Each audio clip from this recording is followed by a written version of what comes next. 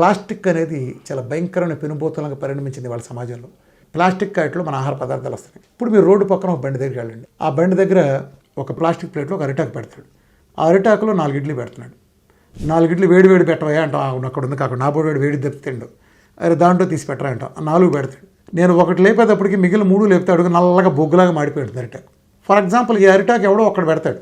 కానీ 99 మంది plastic sheet పెడతారు. ఒక సన్నటి ప్లాస్టిక్ ప్లేట్ మీద ప్లాస్టిక్ షీట్ వేస్తారు. ఇలా ఆ షీట్ మీద 4 ఇడ్లీ పెడతాడు.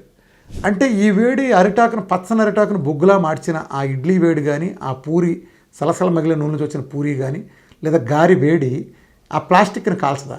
ఆ కాల్చిన ప్లేస్ దేనికి అంటుకుంటుంది? ఆ గారికి ఇడ్లీకి కాకుండా దేనికి అంటుకుంటుంది? అది మనం తింటే క్యాన్సర్లాగా ఏమవుతుంది?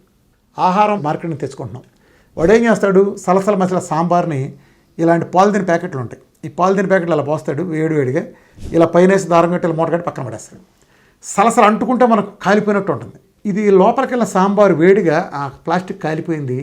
ఎక్కడ వెళ్తుంది? అది సాంబార్లో కలిసిపోతుంది. మీరు ఆ సాంబారో లేకపోతే ఆ కోడికూర ఆ ప్లాస్టిక్ అడ్డు తింటే ఏమవుతాం మనం? చెప్పండి మీరు. మనకు వచ్చే ఫుడ్ ఎలా వస్తుంది?